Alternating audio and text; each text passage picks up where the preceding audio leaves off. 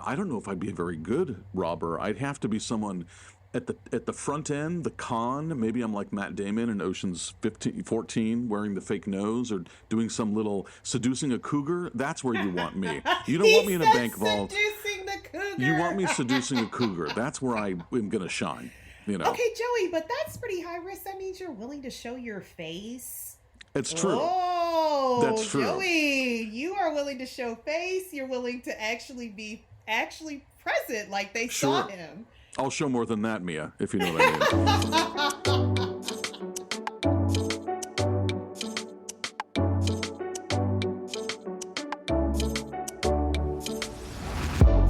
Oh my God, Joey, we're back and we're Oh, talking about crime. I love crime. We're talking about crime though in fantasy. So we are not talking Yes. about committing crimes ourselves. We're gonna just help you guys brainstorm. Let's give the listeners lots of what ideas, and then they can yeah, tell us what what you was need successful. right, what you need structurally for the best crime you can Agreed. commit.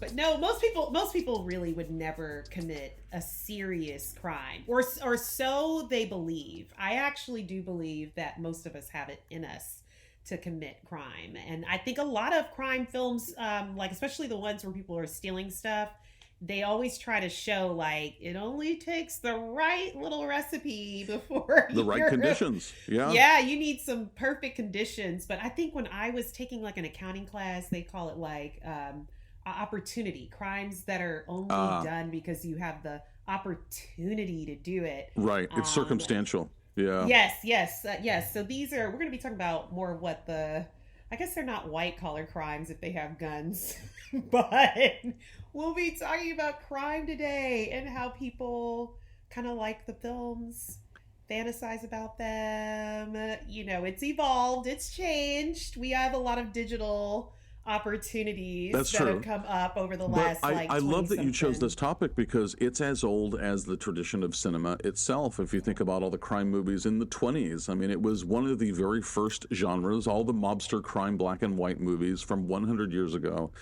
Yeah. And fast forwarding to this year, you and I both just saw I Love Boosters. That's potentially one of the newest crime films. And there's crime procedurals, and there's Law and Yeah. Order SVU, and there's Cops, and there's NYPD Blue. I mean, it's an enormous genre for filmmaking.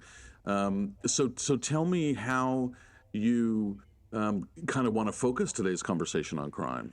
Let me tell you. So why was I watching Crime 101? It came out this Oh year. yeah, You've great got film, Halle Berry. You've got gorgeous. what's his name? Chris Not Hemsworth, Chris Hemsworth. Ruffalo. Mark Mark Ruffalo's Ruffalo. in Yeah, there. so it's Ruffalo's in Thor there. and not Iron Man. Who's the other one? Oh, the Hulk. Thor and the Hulk, kind of. You Yes, know. yes. Okay, so it was a really cool film, and I was like, my God, like we are overdue for a new wave of heist movies. Now, I already knew I Yes. Love Boosters was coming out, but I'm telling you, with the way things are going in the news, the economy, I Yep. could not help but feel like this movie felt relevant to how people are experiencing their professions, their Right. futures, their finances, their relationships.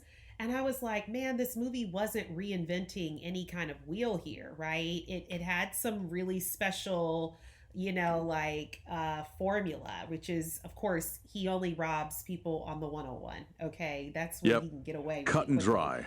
Yes, Yeah. cut and dry. But I was like, you know what? I really would like to revisit all of these films and like what makes them work for us. Because Heat 2, they're doing a Heat 2. I In fact, know. Talk about it. they, you know what I mean? And Heat is literally, if I'm like, okay, what's your favorite movie? Heat is really one of those first ones that would come to mind. Yep. It's Michael Mann.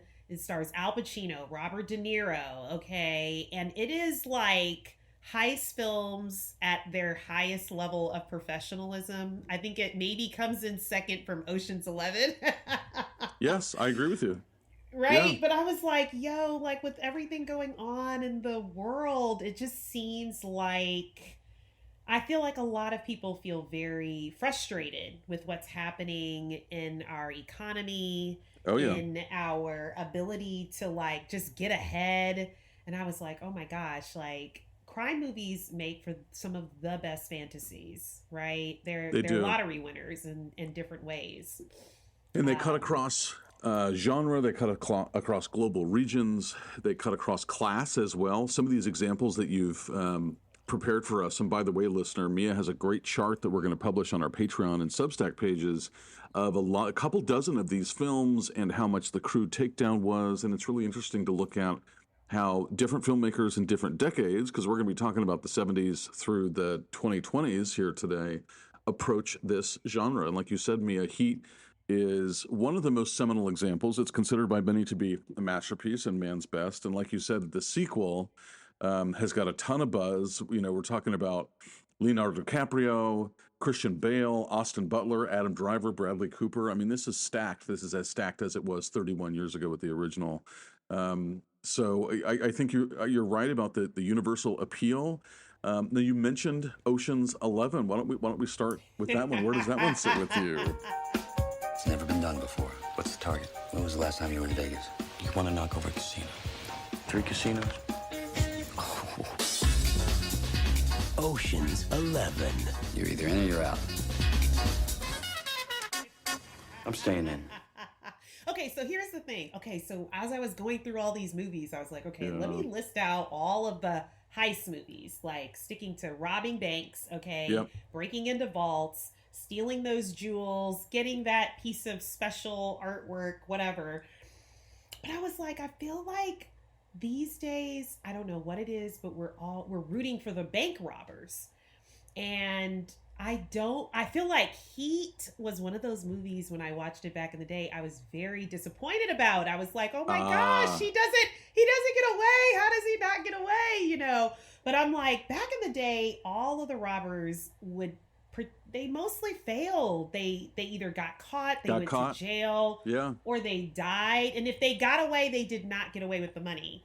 But then you come up with Ocean's 11, which came out in 2001. It's Steven Soderbergh. It's got George Clooney, Brad Pitt, Matt Damon, Julia Roberts. Everybody. Okay? This was Andy Garcia. This was a remake, if I'm not mistaken. You right? got it. There was of an the Frank original Sinatra picture. Ocean. Exactly. But it was classy. It was elegant. It was funny. It was charming. And for the first time, we're actually watching the robbers make away with the loot. And it seemed like that seemed to be a big time period where our film shifted. And after around like 1999, bank robbers, the thieves, they seem to walk away with at least something. Sure. Their lives, the money, or they ultimately win anyway. But it's a little less of like us rooting for the cops. And I feel like Heat for me is that like that standout, like you're kind of wanting both of them to get to make it work. But Ocean's 11 is like, okay, it just made a complete flip to me. And I was like, but it stays that way. Starting from 2001, whether you're watching The Italian Job or you're watching Inside Man or you're watching... I mean, even if you watch something as dark as Widows or The Town, the bank robbers are getting away and they're getting away with the money. So I just wanted to know, are you on the cop side, Joey, or are you on the robber side? Well, it's a great point and probably depends on the film. And in those examples of some of these bank or vault heists like Ocean's 11, the victim is institutional. You know, there's our current understanding of banks after Occupy Wall Street, which is that they are some of the, you know, what Rolling Stone called Goldman Sachs, the vampire squid sucking on the economy. I mean, they are the reason for the 2008 financial crisis. The banks are the bad guys when it comes to huge systems and economies. And so if George Clooney and Brad Pitt swipe money from a vault, you know, a casino is not a bank, but it kind of is. It takes your money and it does stuff with it.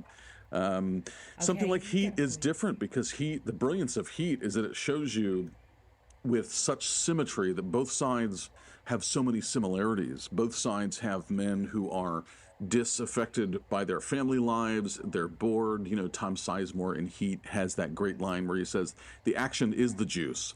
So they're all talking about, should we do this heist? Everyone answers for themselves, and everyone's thinking, yes, let's do this and make the money and walk away. But for Tom Sizemore, it is the thing. That is, it's better than the money, is the thrill of doing it. So, gosh, would I be the cop or robber? I mean, we'll talk about this later about what our role would be on those crews. I don't know if I'd be a very good robber. I'd have to be someone at the front end, the con. Maybe I'm like Matt Damon in Ocean's 14, wearing the fake nose or doing some little seducing a cougar. That's where you want me. You don't want me in a bank vault. Seducing the cougar. You want me seducing a cougar. That's where I am going to shine. You know. Okay, Joey, but that's pretty high risk. That means you're willing to show your face. It's true. Oh, that's true. Joey, you are willing to show face. You're willing to actually be present, like they saw him. I'll show more than that, Mia, if you know what I mean. But I don't know. You know, I don't know if I'm George Clooney, the mastermind. I don't know if I'm Elliot Gould, the financier who's sick in bed. I don't know if I'm Brad Pitt, who is another kind of mastermind, or is it Lau, who's their, you know, kind of Chinese acrobat? I don't know. Where do you fit in, Mia? Would you be a robber or a cop, and what role do you think you would fit in best as? Okay. Am I the popos? I don't think I want to be with the popos like that. But I probably do better on the popo side. I don't have the right nerves for crime. Okay, so when I was in high school, I had two friends. I'm not even going to name their names, but they used to go shoplift over at the Victoria's Secrets. Oh, fun. And I had a sister who had gotten caught shoplifting. And so to me, I was like, I don't want to do this because being caught is really embarrassing. That's and awkward. Winona Ryder would agree. Yeah. Hello, but they would always go to Great Hills, and they would always be in that dressing room. And their rule was like, you know, and it was very funny because you have to remember it's like two white girls. They're in the Victoria's, and I'm thinking, y'all have money. Why are y'all stealing at Victoria if you have money? They'd be in there, and they were like, the whole rule was they try on all of these bras and panties, and then leave a trail on the floor. Okay, but when I tell you, I hated it. It got to a point where I just did not want to go with them anywhere shopping. My nerves were bad. And, you know, I'm out there talking to the sales associate. So I'm technically a lookout, I guess. But I guess I want the lowest amount of time. For sure. If we all get caught, that's where I'm at too. Lowest amount of time. Yeah. Because here's the thing. When you're stealing, I think there's always like rules to it. So like shoplifting, for instance, maybe this belongs in I Love Booster, but in shoplifting, it's depending on what city or state you're in, it's a certain dollar amount. So some dollar amounts, you know, steal some candies, they just let you go, right? And they put you on that Hall of Fame in the break room.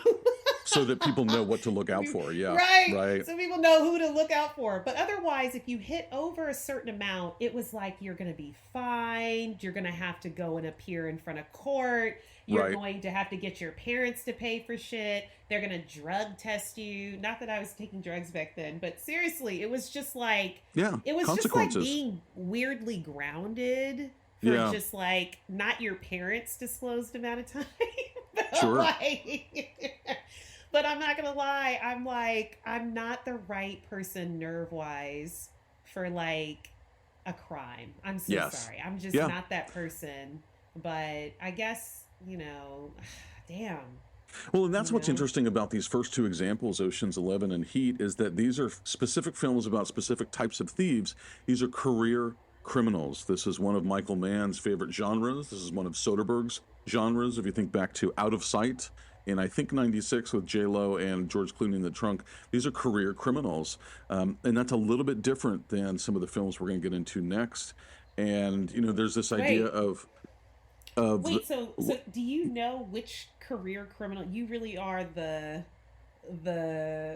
what are you, the guy who's supposed to distract everybody? You're supposed to create the scene. I like being kind Con of man. External in front. So I would be the person in the casino having a conversation with someone of authority that might distract her from paying attention to her phone about an alert in the vault or something like that. Something to do with the con, and then I might slip away.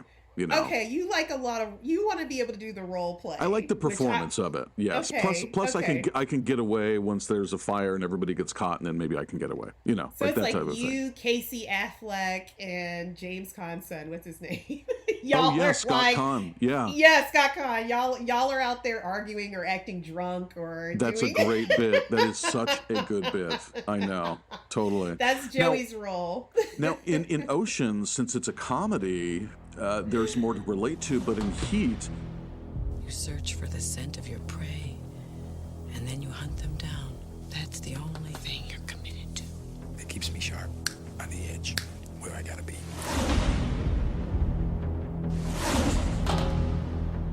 You want to be making moves on the street?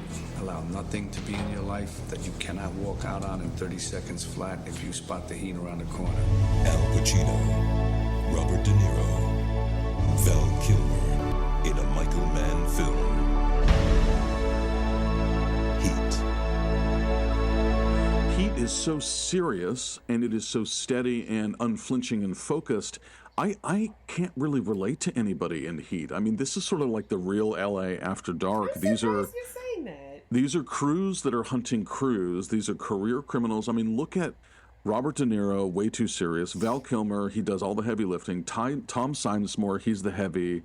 The getaway driver, I don't think I would be good at any one of those things. You know, I get calluses sometimes, Mia. I like to moisturize. I like to be indoors. I don't know if I'm cut out for that. Can I be honest know? though? If I had to cast you as a character, I would give you the Neil McCauley character. Oh, really? You want to? I sure would. The suits. You know why? He has good you know suits. Why? He has great suits, fantastic suits, and he seems to have a certain standard of living, right? You know, he's someone who does a lot of research on what he's doing. He seems on time for meetings, but one of the things, you know, I always call you, Joey, the original William Wallace. And Neil Love it. likes his freedom, baby. That's likes true. his freedom. In fact, he he's doesn't willing like to die be for it. tied down. Yep. He wants to be able to walk away from I'm anything. not going back, he says, and he doesn't go back.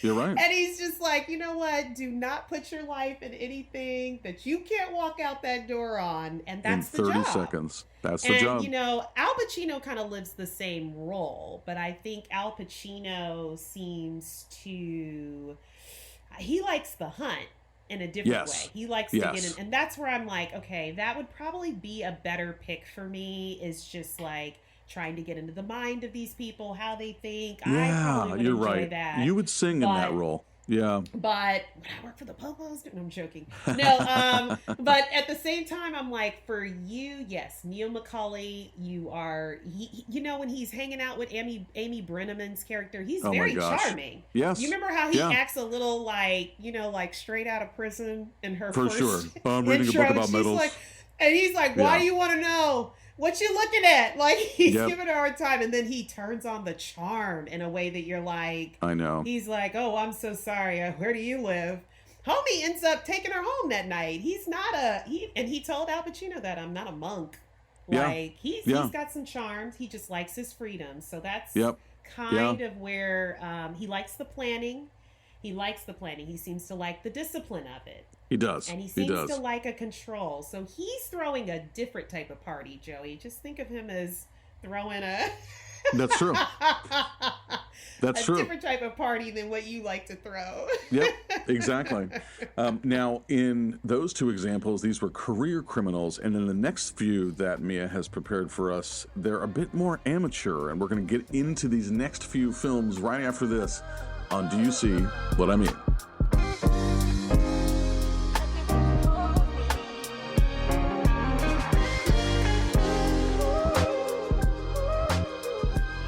Joey, wait. So you were like, I've never committed a crime.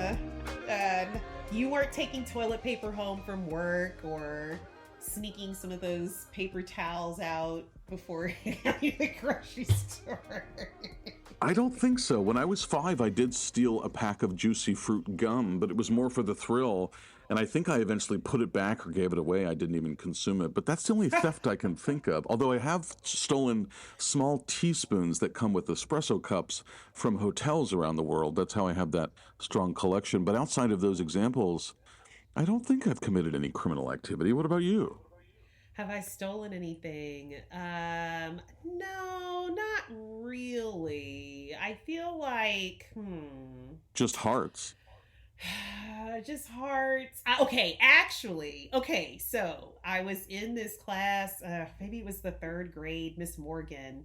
My sister had her the couple of years prior, and I remember her getting in trouble because she called her Satan.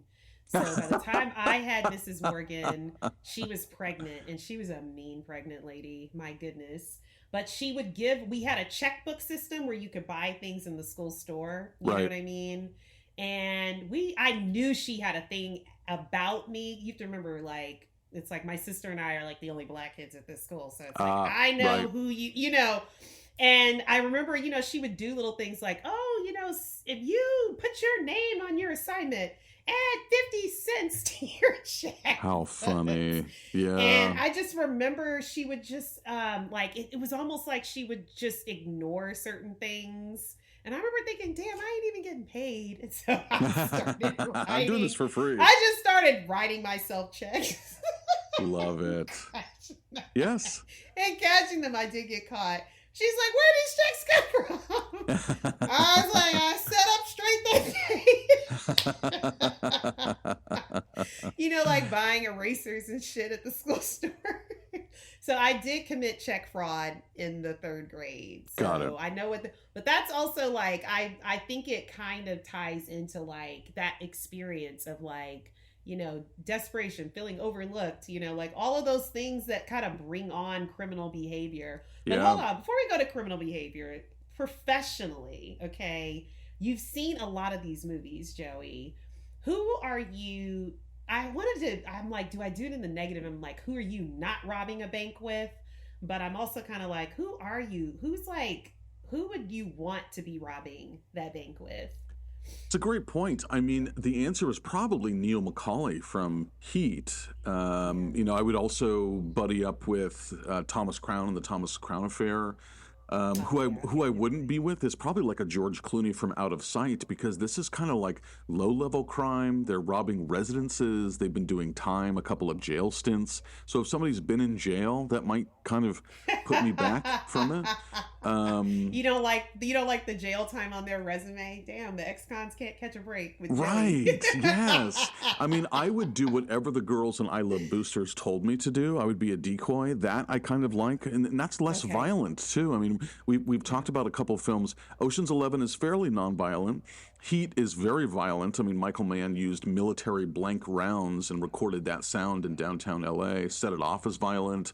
The town is violent.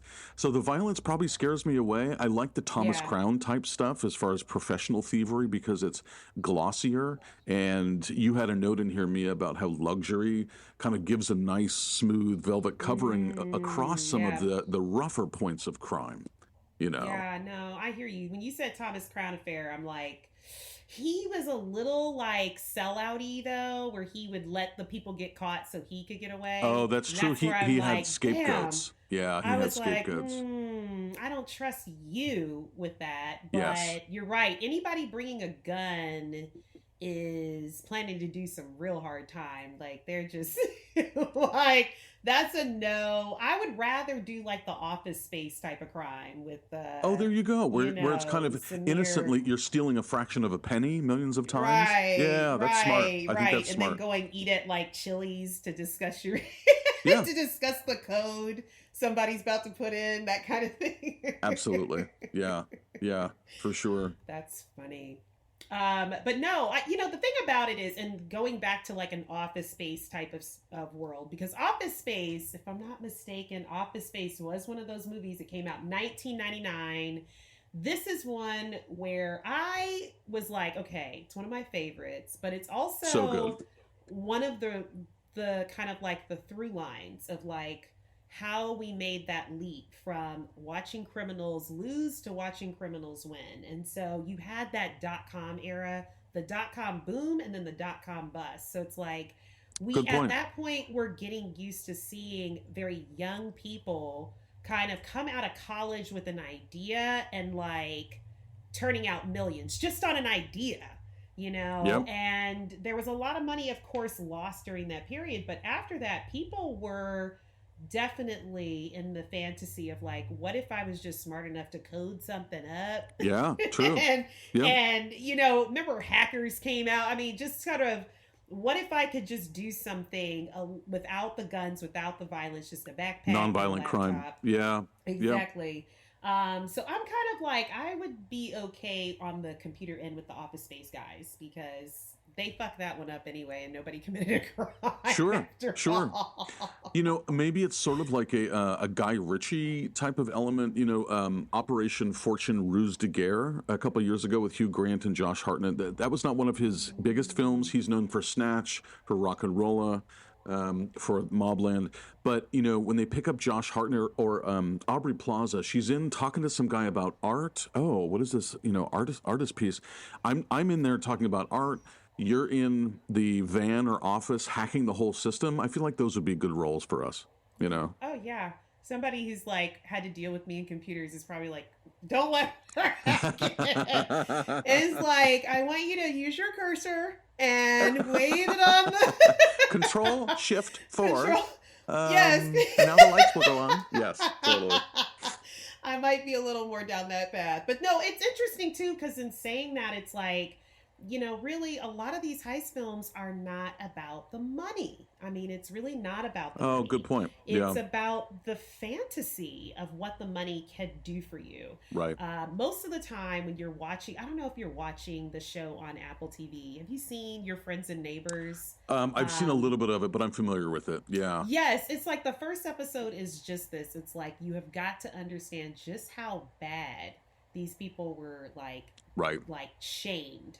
Right? That it's not toxic shame. It's that like humiliation shame. That like, it's the kind of thing that gamblers experience all the time, where it's just like, I just lost all of my money, but I need one thing to bring me back. I'm so embarrassed. I'm so humiliated. Right. And that's usually what every crime movie on the heist level has to have. You have to watch these people's life fall apart, from the job to their home life. There's some kind of a divorce happening. There's a recipe to people just all of a sudden committing a crime. And it comes after there's this, I call it the nervous breakdown, but it really is an identity collapse. Yeah. It's that moment where you're like, I guess if I don't have a job or a home or a dog or or my health, what do I have to lose? And so anyways, it's interesting when you think about how people try to frame that movie as the one last score. Like, we just need to do one job to just set everything right. So anyways, you and I were talking about Dog Day Afternoon. Oh my gosh. Yeah. Well, you keep away from this bank or we're going to start throwing bodies out the front door one at a time. I'm a Catholic and I don't want to hurt anybody, understand? How about letting the people out of the bank? They're keeping me alive. I'm going to let him out. Sir, can you tell me what the situation is? All right, who has to go to the bathroom? Honey, come on out! Yeah! It's just a freak show to them anyway. The most you're going to get is 5 years. You get out in 1 year, huh? Kiss me. I mean, I don't know about that guy out there. Hello, Sonny. 1, we get a helicopter here. 2, takes us to a jet. 3, I'm flying to the tropics. We did it. Al Pacino. Dog Day Afternoon. A true story. But that one, we're both like, it's very stressful, but it is a very, very public spectacle. And when we were looking at like how much were they going to get paid, they don't even get paid all that much. But in their mind, when we hear $1,500 each, that's criminal. We're like really sad for them. But in their mind, there was something about the fantasy of completing this crime and seeing all of their problems get put back. Yeah, that's right. Well, and that was by Sidney Lumet in, I think, 1975. And it was one of his most classic. But remember, I mean, he just churned out these New York crime stories. Stranger Among Us, Night Falls on Manhattan, Before the Devil's Knows You're Dead, The Morning After. Network. I mean, he is anxiety cinema. And listener, Mia and I, this was like one of the ones we did not rewatch because we both seen it a couple times. and it lives in the stew of anxiety and public humiliation, and it's about how society reacts to these guys robbing this like shitty Brooklyn bank for very low money. Like Mia said, $1,500. I mean, that's not walk away money, not even in 1975. So you're right, Mia. That's a much different expression of crime. They're not career criminals. They're very much amateur, and it's just too stressful. I couldn't rewatch it for this. Yes, but it's sort of funny because I'm like, there's so many things that happen in people's lives today that it's just like one part of the cards, falls, but not the whole house. But I remember, it's one of those things. I remember somebody telling me like that's why there's a rule that people don't get fired on certain days. Because if you fire them on the wrong day, they have more probability of coming back. Or doing something like angry. Because I think it's something like you don't fire people on a Friday. And I almost want to say you want to fire them midweek. Yeah. It's a midweek thing. You don't fire them on a Monday, I think. I don't know. It's Monday or Friday, something like that. And I've been a part of corporate restructures, and sometimes Monday, but often it's like a Tuesday, Wednesday, Thursday, so that you bury it. Yeah. You decrease the soon-to-be separated employee group's expectation of it because it's typically an ambush. I mean, I remember in the pandemic, even when the pandemic hit, I worked for a corporate events company, and we had to let go of some folks just a couple months in, and it was a Zoom meeting at Tuesday at 10:30, and you would share the link privately with HR, who would then jump on, ambush the person, and oh my God! So Joey. But you're right. What used to be getting fired and that classic trope of somebody walking out with a cardboard box with their plant and their family photo, it simply becomes a 7-minute Zoom call, and then you click end, and then you're faced with the aloneness of your apartment. So I think you're right, what you said a couple of minutes ago, that we're due for another surge of crime that responds to this current moment because, Dog Day Afternoon, 75, responding to the New York bankruptcy fiscal scandal of the 70s, and then President Ford's refusal to help, Ford City drop dead, that's what the New York Post said, living in that time. Mid-90s, the example of Heat that's living in, the 90s were fairly, for white people, they were fairly profitable because of the 80s Reagan deregulation stuff, Right, But today, you're right. The economy is contracting. There are less jobs, especially for creatives. People are side hustling more. People are probably, I don't know if people are thinking about crime more, but I think it's a right moment. I think you're right about that. We need another surge. People are still, they're very suspicious of AI, even though that means so many things, but they're suspicious of it. I know. And it's definitely showing up as like a little bit of a joke of like, we've let you go so AI could do your job type of thing.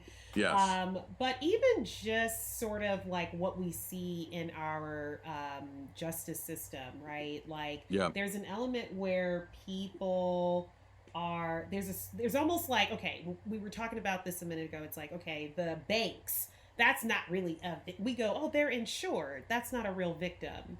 There seems to be an element where some of these crime films make a big difference on, are you going after a specific known targeted person? Yes. And or are you going after an institution? Right. And I feel like a lot of people feel like they're up against the institution right now. So there's a dynamic where we're still comfortable if people have to pull off that heist and get away because we're like, well, they do keep screwing everybody over. Yes. Like, I don't even want to make this too political, but what's his name? Who killed the guy from United Healthcare?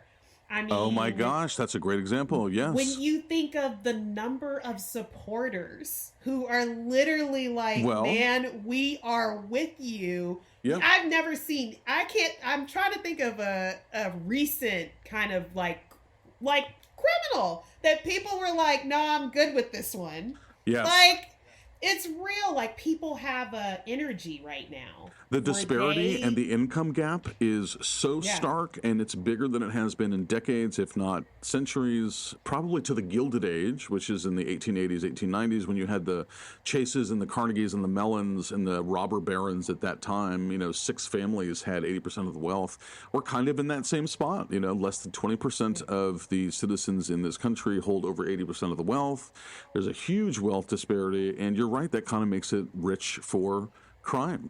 Absolutely. Yeah, it's one of those things where, here's the thing. I think with like we were saying a minute ago, with these crime films, these people are all trying to get secure in their identity. They're not really looking to be billionaires. They're looking for that space to where they can say, okay, everything's gonna be okay. So when you watch films like Set It Off, like we were talking about Set It Off, I think you rewatched that recently. I've rewatched it recently. There has been a rash of robberies in the Los Angeles area. See, that's what we need to do. Rob a bank. Back at Darnell for rob a bank. We can take a bank. Well, what if something goes wrong? What if somebody gets hurt? This is the perfect crime. Let's do it. We ain't robbing stagecoaches. I need something I can set it off with. Set it off. I can't believe y'all doing this. I ain't feeling this, Frankie. This ain't right. Okay. Don't make me get ugly up in here, ladies and gentlemen. I'm like, damn, this movie hits hard for like 1996. That's 20 years ago. Wait, is my math right? Yeah, you got it. You got it. Exactly like, 20 years. No, it's not. It's 30 years ago. Oh my gosh, really? My math is terrible at messed math. up, man. It's If I only like had some it's scratch 30 paper. years ago. 30. And look, we're gonna Wow. look, we're gonna pull out our calculators. But no, it was kidding. crazy because you watch how people just want to live day to day within their communities, spend time with their families, go to work. But because of where they live, you see Vivica A. Fox have to lose her job, go through the, you know what I mean, the humiliation bank, of knowing no less. she's and Yes. she's not going to be able to get another bank job. She knows that, like, it's too tight. But there's this element where you watch these 4 women like totally set it off in the most emotional way, where you're rooting for them, but you're also realizing how, I don't know, they're up against us. They can't win here. So I had to ask you, Joey, what's your dollar amount? Like, what's the amount that you need to do this crime for? Yeah. That if I told you, listen, you're going to get in the car, you're going to go in, you're not going to have a real gun, but we've already got it scoped out. Don't worry. The security is with us, Right. But what's the dollar amount you need to hear that that you're walking away and you're not going to deposit this into somebody's bank? You got to get across Mexico or wherever you got to go. I don't do well in Mexico. It's the water, and it's too close to the equator. I'm a sun baby, so I need to be farther from the sun so that I can get more of it. I mean, the number that comes to mind is 10 million, and I'm thinking of, let's see, if I want to stay in New York, you buy a place that's 2 million, and then the real estate is paid. You save another $1 million for carrying costs and maintenance. You save another $2 million for healthcare costs. You save another couple of mil for philanthropy. I'd like a country place with an old Mercedes. I need to buy some vinyl records. You are Robin Hood, Joey. You're like, I stole gum and I gave it away to the Juicy funky fruit breast. from Safeway in 1986 across from Santa Clara University. I mean, and in today's economy, we all hear things about how Social Security may not support us. I think that it will in some regard or to some degree. Inflation is crazy. The income gap is crazy. AI is crazy. 10 million, I think today could be workable because I'm 46. If I were 26, I don't think you need 10. I think maybe you need 20. But I'm not like a billionaire type of, I don't think my criminal skills would go that far. So 10 feels like a decent minimum at least. What about you? What would be your walk away number?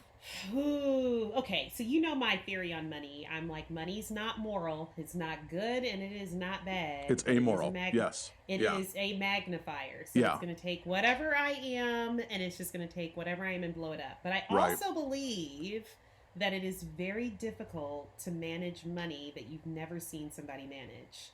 Now, here's the thing. It doesn't have to be a family member. It doesn't have to be your cousin. You need to know somebody who lives with $10 million and you can start to get an idea of what to do with it. So I don't know if I have anybody that I know close enough that has $10 million, but I might be able to get away with 5. And I do. Here's the thing. If you gave me 10, I'd fuck it up. That's how I see it. And I might lose 8, but if you give me 5, I probably would make very well with that. And I would know how to, like, if I could deposit in a bank, I know how to make it make sense. Yeah. Make it make sense to where somebody's not like looking at me going, she's just moved all this money and bought a house and bought a car. And like, but 5 million would really take care of enough to where I could buy that little bar, that little tiki bar. Yeah, a little business. Actually, that's a good call. Business. You need a business to show, oh, look, Mia's making money. She got an investment. Yes. She probably saved money. Right. Okay, she's making money. So that way, 6 months later, if you have some brand new gorgeous dress or lingerie, then people are not thinking, oh, well, where did Mia get that money? And that's a good tie back to set it off, because Jada Pinkett, after their first score, says to Queen Latifah, like, you can't spend this money. You can't be conspicuous about this. Because this is a lower class, struggling mentality. My little brother was just killed. One of the women is a single mother. Vivica A. Fox just lost her job. We can't bring attention. You can't bring attention. Money will bring expectations. That's why when you ask people like, yo, well, what would you do if you won the lottery? Right? Most people will start with the first question or answer. They'll go, oh, I will quit my job or I won't quit my job. Meaning they believe that their job provides either a good stability for their life, or they're like, fuck it, it's too humiliating to go to. I'm out, right? Yeah. But the other thing that happens with lottery people, it's like they don't want to tell anybody. Yeah. Because the truth is, more money does bring more expectations, and more money does bring more demands. It will magnify whatever is going on in your life. But I say the interesting thing is debt does something else. Debt fucks with your head, and it's an attention thief. It's like having a whole bunch of windows open on a computer screen, right? And it's just like, it's always demanding your attention, but you're learning how to ignore it. So with debt, it starts to shut down your ability to come up with creative ideas and come up with solutions. It just turns those things off because you're too busy trying to ignore it. So my thing is like, if I'm in Set It Off, none of those women are in debt. Their plan should have been to drive across to Mexico away. I know. Sooner. And start setting up, not later. And I feel like for me, the don't go spend the money speech, we see that in like Goodfellas. Like, what are y'all doing in here with these fur coats? Yeah, right. Take the car back. We're going to be in trouble. If you are trying to tell people not to spend the money, that means everybody that I'm robbing this bank with needs a very clear plan on what their final amount is and how they're getting away.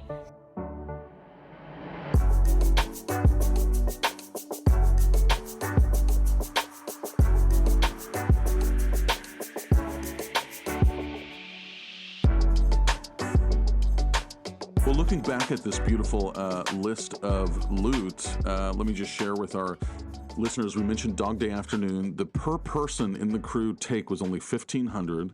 If you look at a movie like Out of Sight, that number changes. If you looked at Ocean's 11 from 2001, Soderbergh, each person walked away with $14.5. If you look at The Italian Job, which, by the way, Mia, was directed in 2003 by the same director as Set It Off, F. Gary Gray. Check him out. He's got awesome stuff. He does The Italian Job. He does Straight Outta Compton. That was $5 or $6 million. If you look at The Town with Ben Affleck, that was only $1 million each. So here we are talking about 10. And most of these films, Mia, I mean, you have a list here of 35 films of the past 5 decades.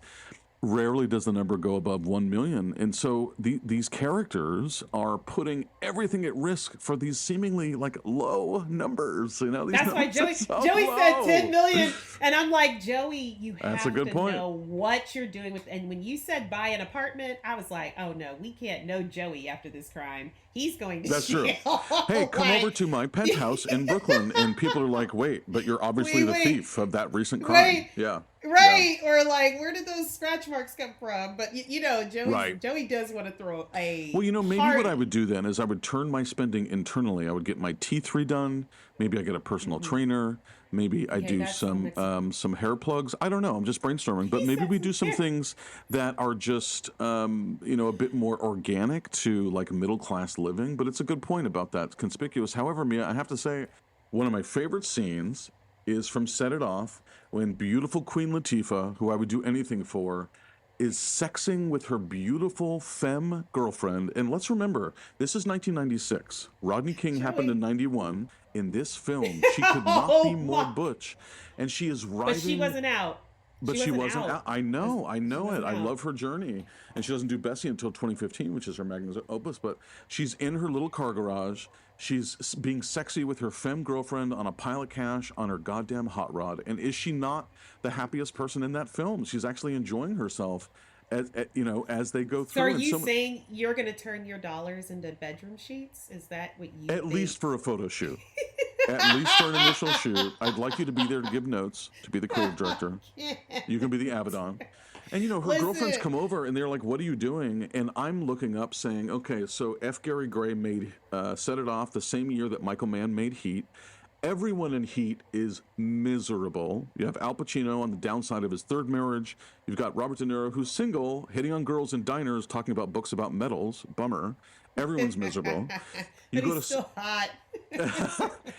I know. But you go to Set It Off, you have Jada Pinkett Smith, who is hooking up with... Blair Underwood, baby. Blair Underwood, Smallhead Blair. And then you have Queen Latifah, who has the hottest girlfriend in Compton. They're at least enjoying themselves along the way. So my question to you is, this just came up, but if you and I and two other people were committing a heist and it's going to take 6 weeks, do you have your head down or are you partying and having fun along the way? Ooh, see, I'm a low profile kind of person. So I'm not going to not party, but I'm not going to high profile party. I think there's an element where I have a buckle down, shutdown period. But before that,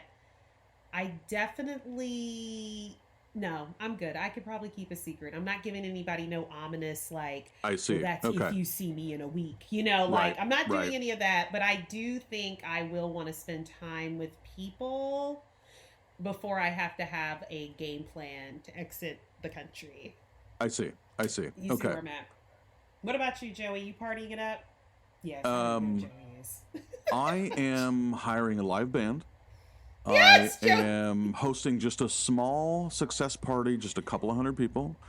I'm going to take out a stack of $1,000 bills. I'm going to roll them up into cocaine straws. I'm going to get a snow machine, but instead of the snow, we're going to put the $1,000 in, so everybody gets like little tissue papers of money. No, I'm not going to do anything that crazy, but I just love Queen Latifah's abandon and the joy during the process. And it's different than the same year Tom Sizemore in Heat saying the action is the juice. I want to shoot cop cars in the street. That's what he wants. Queen Latifah doesn't want that. She wants to blaze it up with her hot ass girlfriend, and that's what I want too. She was my role model. I was like, that's what I want. Can I tell you though? That's the whole thing though on the relationships that you have in your crimes, right? So with Ocean's 11, it's kind of cold. Like they barely know each other, or they're revisiting friendships. They're newly brought together. Yeah. But if you're gonna commit some crimes, it's really tough to think afterwards that no one really knows you. So I would hope whoever's clear about your crime, you're hardcore, like you're almost getting to get that good old trauma bond in. That one that locks you into a person that says, I really kind of know you. You were shooting up at a bank earlier today. Yes.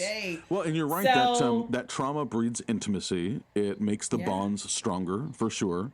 And even in films... It doesn't breed intimacy. I think it breeds intensity, which gives you that, whoa, girl, wow. Yeah, but think about in the last couple of years, a difficult work challenge that you had to go through, really tough deadlines, maybe a difficult manager, a company that was in trouble, and the folks with whom you worked on that project, you feel a certain bond with. I mean, it may not be emotional intimacy in the way that we are with our friends, but it's like warfare. When you're in the trenches with somebody, that's a bond. That's intimate in its own way, and you can trust a person for physical action. And Okay. I agree with what you're saying. The only thing is bank robbing and heisting is very different. In other words, there's some people I actually think it would be a very intimate experience if they're like clear about who they are. But some people do like to see themselves as good people. And so they can't accept the bad things that they do. And so if you're doing bad behavior stuff with somebody who only can accept their good side, they're always going to look at you a certain way. Like they're never going to, you represent the parts of themselves they don't like. Right. And so there's some people I'm like, look, if you are comfortable with who you are and you can accept that you do both good and bad things, we might be cool. You know what I mean? Yeah. But right. if you're somebody who's like, no, that's bad, Joey, then that's just intensity, that trauma bonding. That's Yeah, no, it's a good point. It's a good point. I mean, if you think back to Heat, Neil McCauley is a consummate professional. Tom Sizemore has a trigger finger. Wayne Grow is a serial killer. They're not all the same, and they don't have the same levels of intimacy. You're right. They're shifting alliances. That's part of Oceans too. You're not quite sure who to trust at any given moment. In the second one, Brad Pitt has his relationship with Catherine Zeta-Jones. That introduces complexity. So you're right. You're not on even footing when you're committing a crime per se. Yeah, with other people. When you watch Ocean's 11 and it's like Julia Roberts is with what's his name, Andy Garcia, right? Yes. But she knows her ex-husband. And so there is a kind of intimacy that they share. For sure. As he's showing up to restaurants and da-da-da-da-da-da. And it works, you know what I mean? When you get to films like Heat, where Neil finally expresses that he's, that guy on the TV, the one the cops are looking for, Amy Brenneman's character is kind of like, this is really fucked up because I really liked you. But now when I'm with you, I don't really like myself. Yeah. That's the flip. So that's where I'm kind of like, look, it just depends on the kind of personality that you're bonding with, per se. You know what I mean? Some people, I don't care how party hard they seem, you don't want to party too hard with them. They don't like that side of themselves. They don't think that's their responsible side. Right. They don't think that's their got their shit together side. And you're but that's another great trope of these crime films, and this goes back 100 years. It's the permeability between the non-criminal citizens and the criminals that we find so intoxicating too. So part of what we love about Julia Roberts talking to George Clooney is she's not a criminal and he is. It's that very thin line between.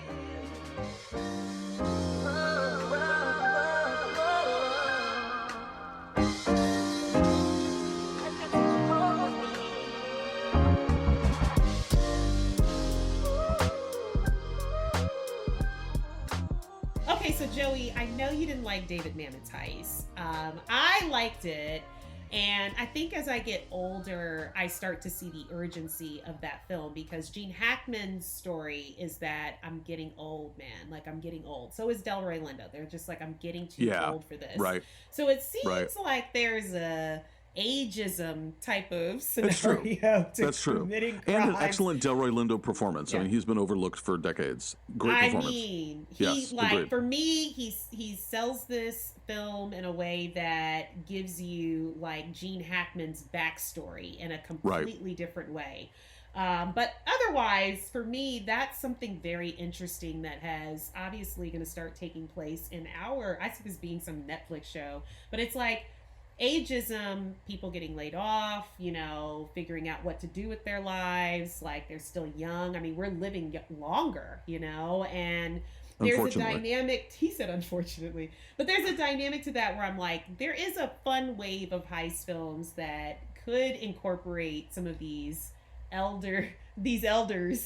I feel like that's like a Netflix type of mid-month release where they're at the old folks' home solving crimes. But otherwise, I have to ask you, Joey, with this $10 million, what's the number one thing that changes for you? Healthcare and real estate stability. Okay. And probably those are things that maybe many folks in this country might answer similarly, because both of those costs are huge drivers of inflation and the difficulty of living with this income gap and stuff like that. What about you? What would you say? What changes instantly for you? Ooh, I don't know. I feel like what changes for me is certain aspects of maybe work or something. Well, sure, absolutely, yeah. I feel like it's addressing, I don't know, something. I can't really think of what 5 million would do, but I think it would be about that, something maybe work related, or what I'm able to do with work.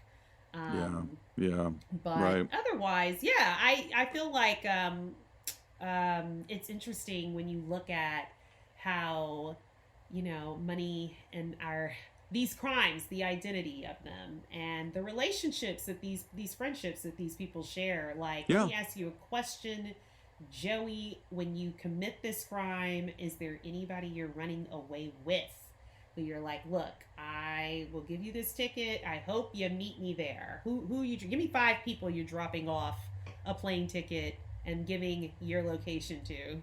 Oh, people that we would trust. Yeah, that's a great point. I think, there's a couple. I would trust you with the location for sure, probably because you'd want to see the villa that I was building on some island coast. But no, I have a couple of friends who would have the moral flexibility not to take this sort of law-driven high road. And part of the reason is because this dystopian age is seeing the criminals win. Everybody who attacked the Capitol on January 6th has been let off and paid. A 37-count felon is in the seat that Abraham Lincoln once held. So we're in a dystopia where the criminals have won. All the bankers are winning. This income gap doesn't change the fact that Wall Street bonuses go up every year. This is the time. So I would give plane tickets to folks who kind of realize that dichotomy, and also maybe wanted to praise the job I did in the crime. See the villa and see the villa. No, I can see that. I'm like, damn, because there's some people it's one of those things I never feel comfortable telling people. You've got to keep a secret. I don't know if I believe that's true. Well, in that vein, you live with a 4-legged friend who's very vocal. Would you bring Fred? Fred's coming.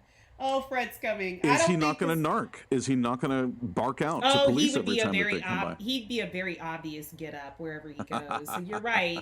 He becomes a house dog, and I start picking up shit all over the house. No, oh my God, how funny! I can't even let him out. But no, it's interesting how with a lot of these crime films, there's this attitude about setting things right and kind of rebalancing things. So when you watch films like Inside Man, 2006, Spike Lee, so good. This was one of those crime films we were excited to see that both the cops and the criminals seemed to get their way with things.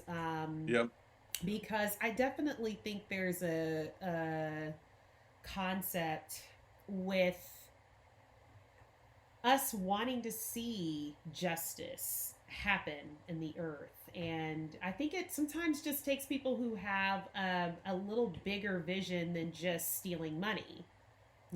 Sometimes they need to have a vision about, setting some things right. And he has more of a moral imperative. Clive Owen is not doing it for the money. He's doing it for this generational, I don't know if you call it revenge, but avenging. You're right. And it also features what Heat and Set It Off feature is that delicious permeable level between the citizen and the cop and the criminal. So you have those great conversations with Jodie Foster, who's slick and she's sexy and she's condescending and she's talking down to Denzel, because guess who has the real power? It's the Jodie Fosters. It's the consultants at McKinsey. Mm-hmm. It's the shadow consultants. It's the fixers. It's the Michael from Michael Clayton. Yeah, I mean they're. Oh yeah, I did. And they're straddling both sides. They're kind of working for the criminals, but they're not committing crimes outright. I mean, that's part of the brilliance of that film, I think. Yeah. Yeah, I think that's interesting too, because I will say this: to commit some crime, you got to have some moral flexibility, For sure. and that's tough. That's, I think, the opportunity, because if you're like people like ourselves, we're like, I don't think I could steal. My nerves are too bad. Yeah, sure. There is that lack of flexibility, which is why I probably wouldn't tell anybody to keep a secret, but I would say to them, this plane ticket is for this date. I want you to have this trip, but I wouldn't be telling them they're coming to meet me. I would probably let them just take the trip thinking they're taking a trip and then show up and surprise them. But I don't think I would tell anybody where I'm hiding out, because I don't know. I don't really think I don't think people have to look. Everybody's like, I'm not telling her my secrets, but I don't know. I just feel like when you tell people like, don't tell my secret, it's like, well, the other thing, Mia, is that we live in a surveillance state. And I was reading this piece about how there's been a decline in serial killers, and part of that is because of surveillance. So you mentioned secrets. It's a great point. There are really no secrets these days. Anything that you have ever written is logged permanently with your mobile phone carrier, which the Justice Department can access at the click of a button or the sending of a subpoena. So it's a good point. Shawshank, he goes off to that tropical place. In Ocean's 13, Catherine Zeta-Jones' father, who was that famous thief, he's living like in Mallorca or Nice or whatever. But if you and I commit a crime today, it is highly unlikely we would get farther than Flatbush Avenue, because everything is... Flatbush. There's a camera on every corner, and movies are getting into this now too, but I think it's going to be harder and harder for people to keep secrets. There is a dark web. I've been on it once and didn't know where to go. But I don't know. But I don't know. Is that the Silk Road, or is that the Silk Road? Yes, I was actually looking. I was looking for Burgundy silk damask, and I couldn't find it, so I went back to Google. But I don't know if these secrets can exist anymore. I mean, even in Inside Man, Clive Owen. I don't think Clive Owen's getting away, and that was 20 years ago. That was 2006. So I don't know if he's getting away, because they go like, "Listen, we don't have a crime. So even if we did catch the guy, we have nothing we can actually charge. Yeah. There's nothing that's been stolen. We can get him for, staging this. He goes away a couple of years. They're just like, it's not worth it at this point." Right. But Thomas Crown Affair was also very interesting in that. Great one. Do we know each other? Not yet. I'm Catherine Banning. And whose head are you after? Yours. You're enjoying something, a worthy adversary? An entertainment. Do you really think I'm going to sleep with the man I'm investigating? Always get your man? Mm-hmm. Think you'll get me? Oh, I hope so. Oh, this must go over. With whom? Whomever you bring here. I never bring anyone here. Well, you got your hand caught in a cookie jar now. How are you going to get out of it? You don't believe it's possible that you could ever trust me, do you? You're transferring assets, getting ready to run. Suppose I did run. Then what would you have? Want the painting, $5 million fee, and not me.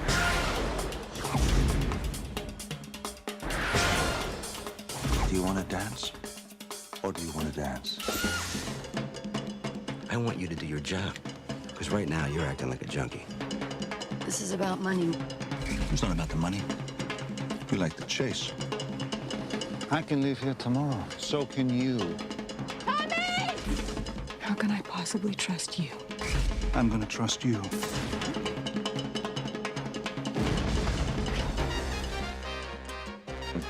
Does get away, and he did steal another artwork, but then he gave it to her. She returns it back, and essentially, it's almost like if they have their artwork back, they don't care, kind of vibe. Yeah, right. Let me ask you, Mia, did you ever see the original, the 1968 version with Steve McQueen and Faye Dunaway?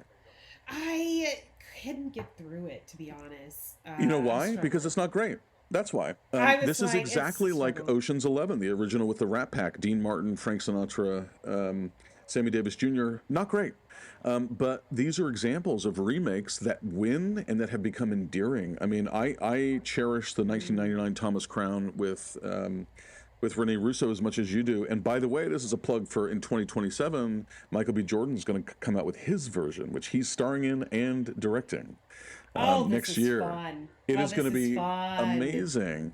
So these are examples where remakes exceed the original. And I'm glad you brought this one up because this is this the sexiest crime movie that's ever been? Oh yeah, yeah. I think It is. I mean, it Renee has to Russo be, gets. right? I think she gets head in this one too. Like she's like in her see-through dress at his. She shows. Whatever She shows benefit. the girls. The girls Oh are my out on that God. island. Yes. She Do you want has to some dance of or do you want to the- dance? Yeah, she has some of the best outfits. She has great best. hair throughout it, and Pierce Brosnan is very sexy for this film, man. Oh, He's it's one of his like- best. I know. It's literally one of I his know. best. He's fun. He's funny. And he doesn't even seem like he's trying that hard. Right. Yes. And it's cat and mouse, but the cat and mouse are fucking, which is kind of a fun Yeah. twist. Yes. And again, it's better than the original. And it's that luxury. It is peak, like 10 years after the Reagan 80s. It is saturated. It's pre 9/11. So it's in a New York that does not have that pall of sadness. It's the Metropolitan Museum of Art and it's timeless thievery. So it's something interesting about this modern movie. But it's timeless and it's luxury, and he steals it and puts it back. It's almost like he just likes to have it. This idea of possession, Yeah. you know.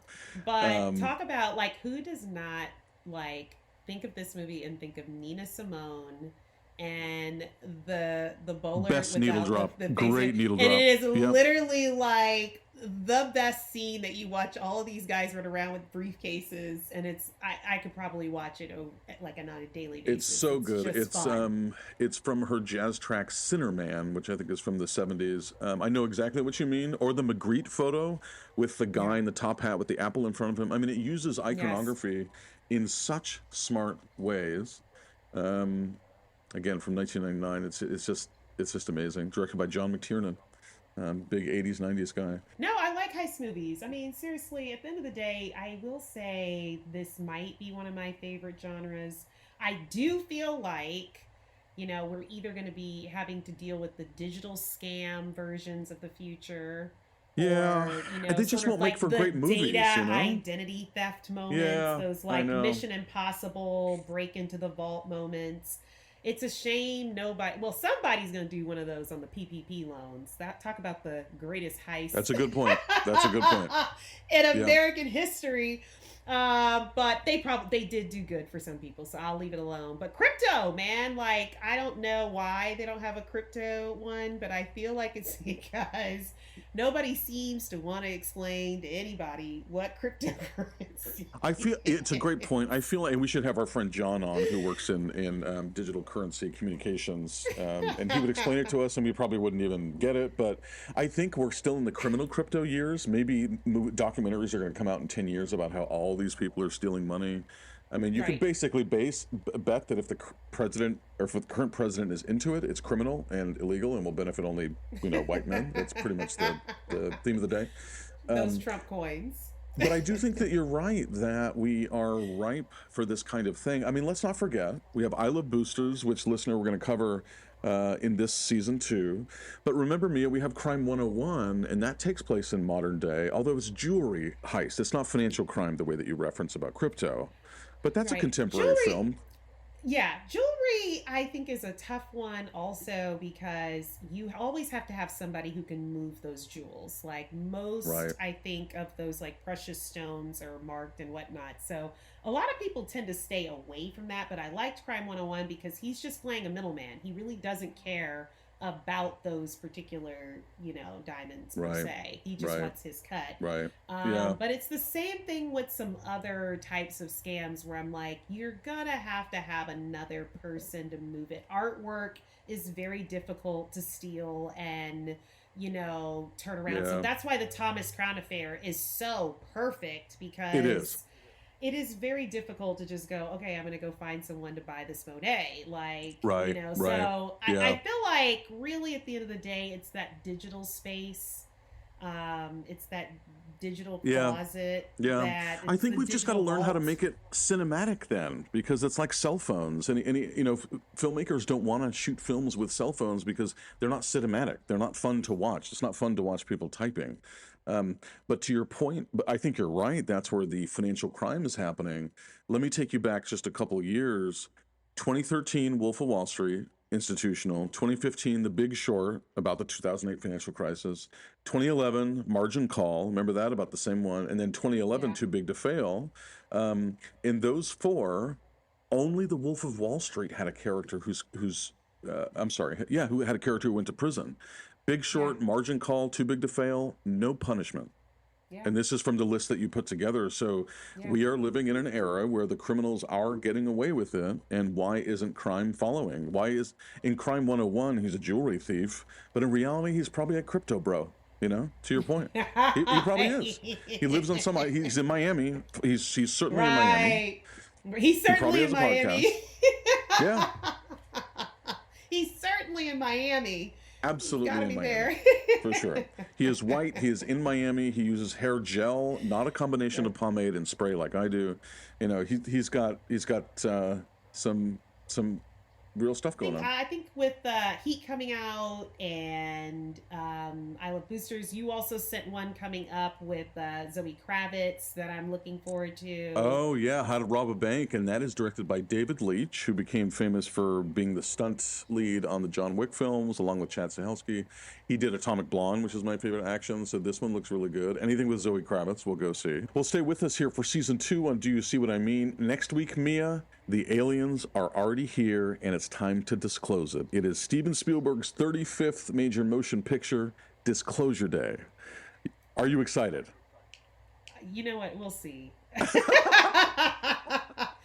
We'll see. I agree. Mia, something about this looks like War of the Worlds to me, which was not bad, but I have only rewatched it like once. So something about it doesn't seem quite right. And something about the sound that I'm like, I'm not overwhelmed by this. Like something's not hitting all of my special parts. So I'm still going to see it though. Would you like to say more about the special parts? No, it's not hitting it. It ain't hitting them special parts. And when I buy the ticket, I'm gonna be like, do I have something else planned tonight? Well, like it or not, we'll be back here next week on Tuesday for Steven Spielberg's Disclosure Day. We're so glad to have you with us. Thanks for helping support Season 2 of Do You See What I Mean?